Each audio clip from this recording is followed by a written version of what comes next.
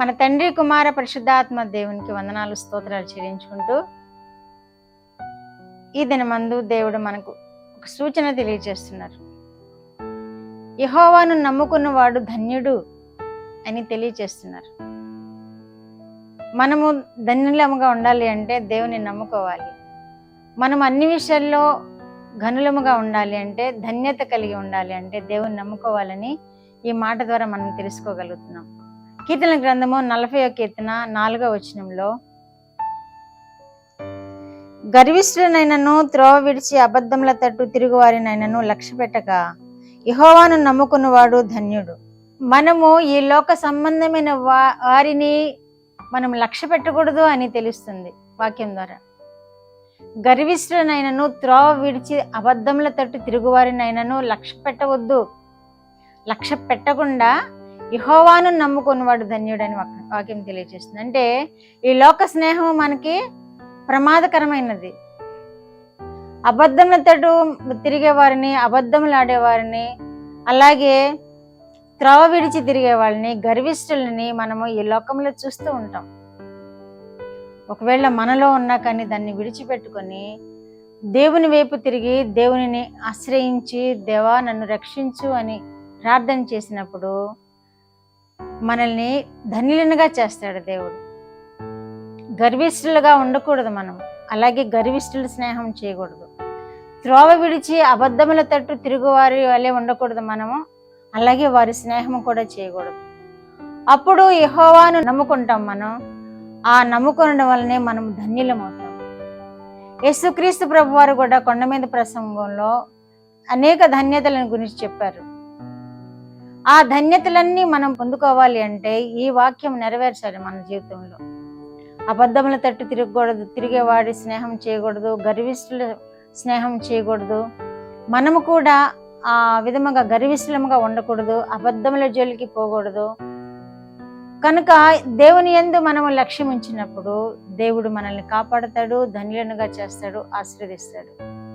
ప్రకటన గ్రంథంలో కూడా యేసు ప్రభు వారు రాయిస్తున్నారు కదా, అబద్ధములు ఆడే వారిని నరకాగ్నిలో పడవేస్తానని తెలియజేస్తున్నారు 19వ అధ్యాయంలో అనుకుంటా. కనుక మనము అబద్ధములు ఆడకూడదు, అబద్ధములు ఆడేవారి స్నేహాలు చేయకూడదు. మనము గర్విష్ఠులముగా ఉండకూడదు, గర్విష్ఠులుగా ఉండేవారి స్నేహం చేయకూడదు. త్రోవ విడిచిన వారముగా ఉండకూడదు, దేవుని త్రోవలో నడిచే వారముగా ఉండాలి. అలాగే అలాంటి వారి స్నేహమే చేయాలి మనం. అప్పుడు దేవుడు మనల్ని ఆశీర్వదిస్తాడు, ధన్యులుగా చేస్తాడు, అన్ని విషయాల్లో మనకి ధన్యకరమైన జీవితాన్ని అనుగ్రహిస్తాడు.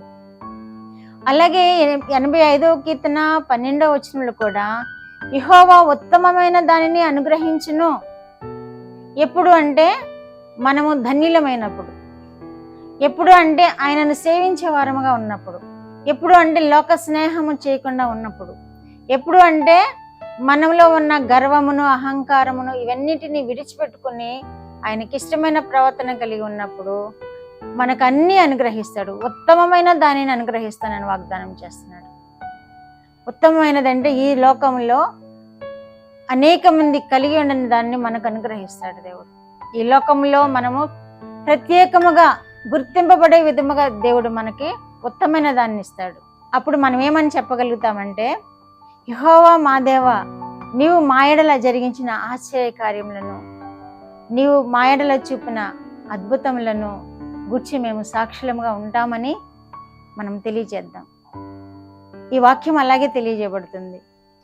మా యెడల నీకున్న తలంపులు బహు విస్తారములు అని మనం కూడా తెలియజేయగలుగుతాం. ఎప్పుడు అంటే వాక్యంలో తెలియజేయబడిన గర్విష్ఠుల వలె కాక, అబద్ధికుల వలె కాక, వారి స్నేహాలు చేయకుండా ఆయన వైపు తిరిగి ఆయననే మనము ఆరాధిస్తూ ఆయననే అనుసరిస్తూ ఉండినప్పుడు మనల్ని ధన్యులుగా చేస్తారు. అప్పుడు మనము ఈ విధముగా దేవుని యెడల సాక్ష్యం కలిగి ఉంటాం. ప్రార్థన. మా దేవా, మా ప్రియ పరలోక ప్రభువా, మీ పరిశుద్ధ పాదములకు వందనాలు. ఇచ్చిన వాక్యము కొరకు వందనాలు ప్రభువా. దేవానైనా చూస్తున్న బిడ్డలందరూ కూడా ప్రభువా ఈ విధముగా వాక్యమును విని మా ప్రభువా వాక్యానుసారంగా వారి జీవితంలో జీవించి మీ చేత ధన్యులుగా ఆశీర్వదింపబడి మీ యొక్క కృపలో వర్ధిల్లగలిగినట్లు మీరు కృప చూపండి దేవా. వారు ఏమి ప్రార్థనలు చేస్తున్నారో, వారి అవసరతలు ఏమైనాయో వాటిని తీర్చండి ప్రభువా. మీరే మహిమ పొందమని యేసుక్రీస్తు వారి పేరిట ఈ మానవులు మీ పాదముల యొద్ద వేడుకుంటున్నాను పరమ తండ్రి. ఆమేన్.